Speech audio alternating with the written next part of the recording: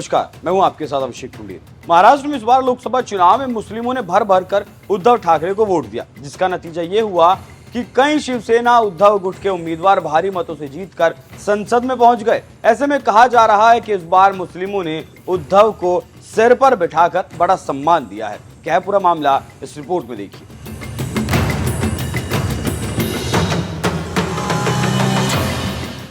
महाविकास आघाड़ी को तोड़कर सरकार बनाने वाले अमित शाह को इस बार लोकसभा चुनाव में महाराष्ट्र की जनता ने सजा दी और जो 2019 में 41 सीटें जीते थे वो एक गलती की वजह से खत्म हो गई। महाराष्ट्र की जनता ने बीजेपी को कड़ी फटकार लगाते हुए बाहर निकाल दिया और बीजेपी के गठबंधन महायुति को इतनी सीटें मिली, महायुति 18, बीजेपी 10, शिवसेना 7, एनसीपी 1।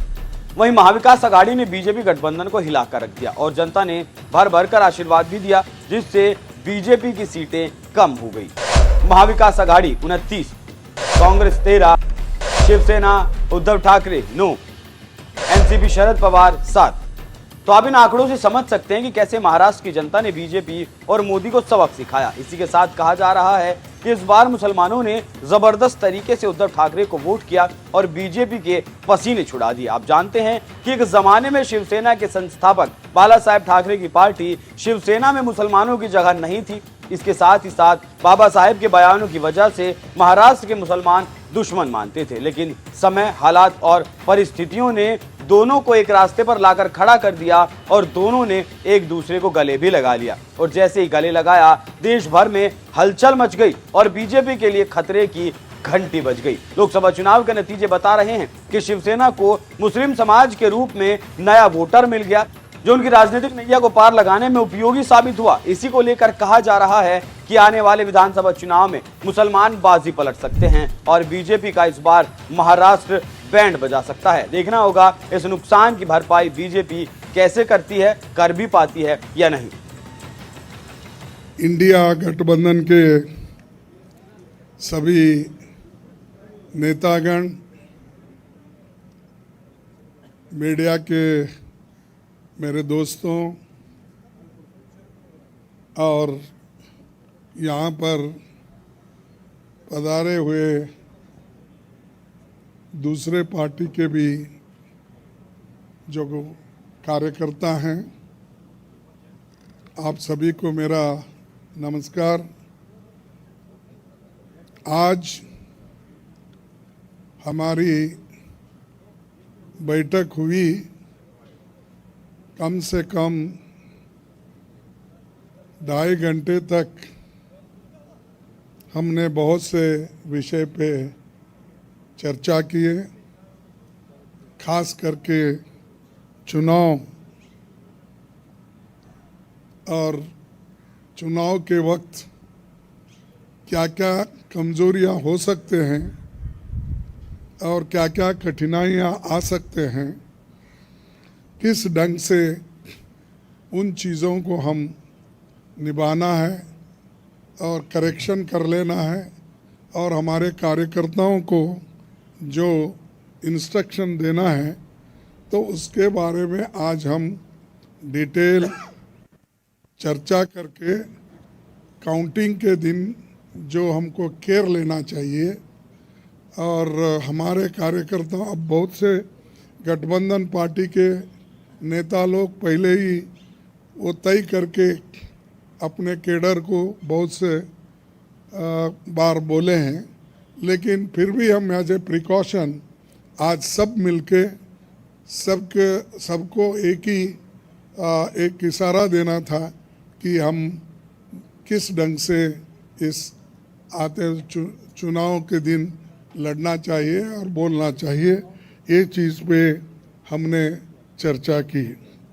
दूसरा, हमारा जो गठबंधन का जो एक निर्णय ये है कि हम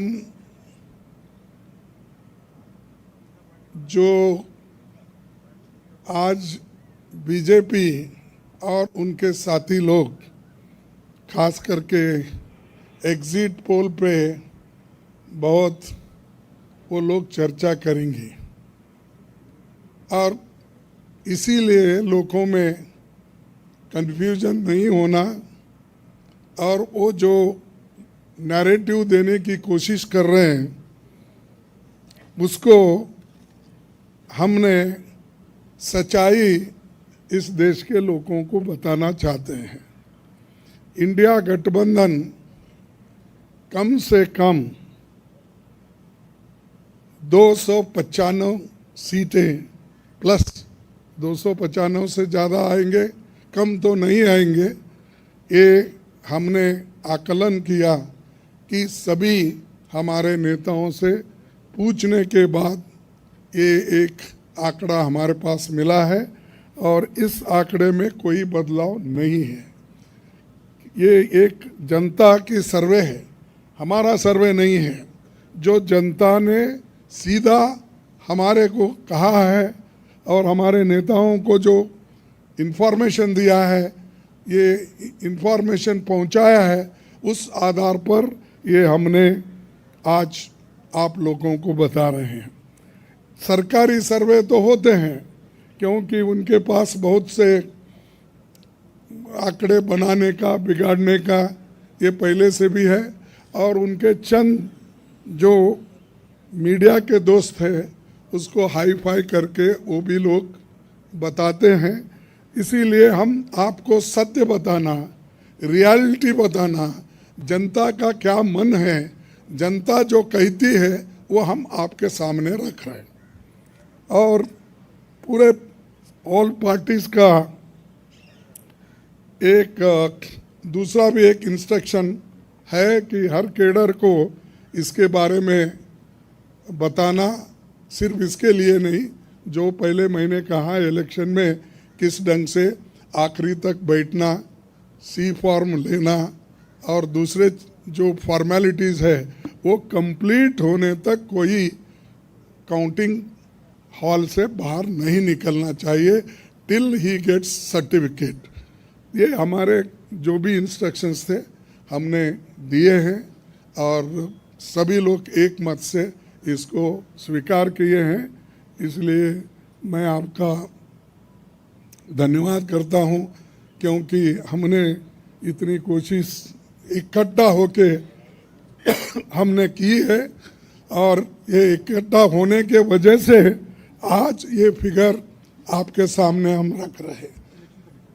और दूसरा इलेक्शन कमीशन के पास भी हम जाएंगे, हम बताएंगे क्योंकि पहले बैलेट पेपर चंद जगह बाद में गिनते थे, उसमें भी गड़बड़ी हो सकती थी और दूसरे चीज़ों में भी गड़बड़ी हो सकती थी। इसीलिए हम इलेक्शन कमीशन के पास जाके हमारे गठबंधन के लीडर उनको जो कुछ भी हमारे शिकायतें हैं उनके सामने रखेंगे और उनको करेक्शन करके, जो मॉडिफिकेशन करके जो ऑर्डर निकालना है और हर डिस्ट्रिक्ट मजिस्ट्रेट को भेजना है या रिटर्निंग ऑफिसर को वो भेजे, जल्द से जल्द ये काम करें।